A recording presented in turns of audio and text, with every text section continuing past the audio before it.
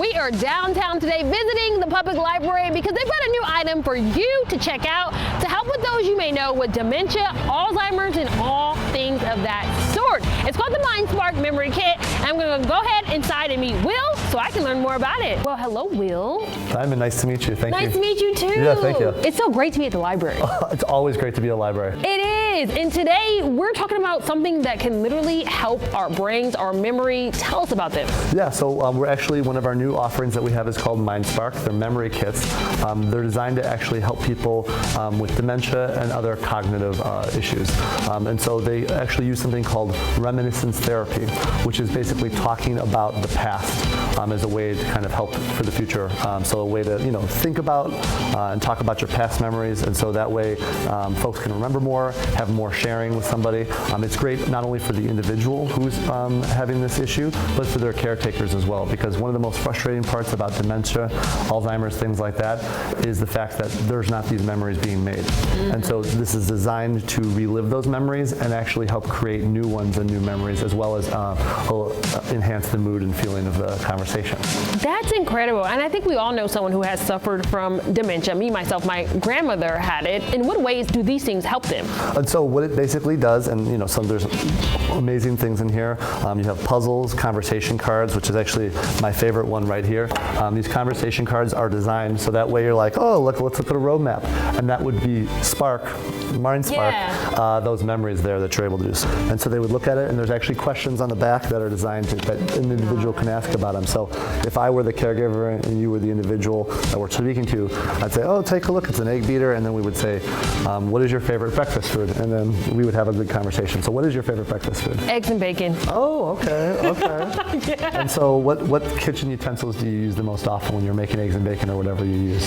Definitely a skillet, a fork to scramble the eggs. I probably should use one of those, like the individual ones, but that. And then, maybe like not a spatula, but you know those things that they clump together and you pick up the bacon and flip it? Whatever that is. So do you like to eat Eggs Benedict? Is that something that you enjoy? I've never had that, but you've never had Eggs Benedict? Seen it on the menu, but I've never You gotta get Eggs Benny, it's very good. So okay. It's really nice, it's got a good kind of creamy egg sauce on top of it, so that's a really good one. So, and then how do you like your eggs prepared? You said you like eggs and bacon. So you like them scrambled, do you put cheese in them or not? If it's an omelet, yes, but it's weird. If I have scrambled, I do not want any cheese in it. Okay. Yeah. This is basically what it would work like, is that we're facilitating a conversation where you might not go into that normal thing that you're talking about, bacons or flipping that. Mm-hmm. And so that's what it's designed to do, is create new conversations and new memories based off those old past ones that you have. So again, you can already tell as we were talking, you livened up a little bit, you enjoyed it, it had you think about different things than you normally do. So that's kind of the intention of these conversation cards, and I love them because it's all about human connection. Mm-hmm. And to me, that's the most important thing in the world, is connecting with other people. So that's why I really love these conversation cards in particular. Now, how did this come about, and why did the library want to provide something like this? The reason we do it is because we want to help support all of our community. And we know some of our community members are impacted by this, and so we want to do whatever we can to thoughtfully support that. We really try hard to meet everyone where they're at, and this is one of those examples of how we're trying to meet people where they're at with whatever stage of their life they're at. Incredible. Now, can you walk us through what all comes in a MindSpark bag? Yeah, so you have, of course, conversation cards, as we talked about here. We also have some great things. These are memory books, so we have ones kind of from the 40s through the 60s, the 70s. Mm-hmm. And so you could actually kind of talk about different events that have happened during that time. And again, that's going to be similar to those conversation cards, and where they're going to inspire past memories, talking about the past. We believe in stories here and the power of storytelling, clearly by all our books. And so this is going to be a way to be able to get those stories out of that individual and again, spark them to release that memory where they might not be thinking of it naturally as well. There's also going to be games in here to keep their mind sharp, so things like tile matching activities. You're going to have like word searches, crossword puzzles.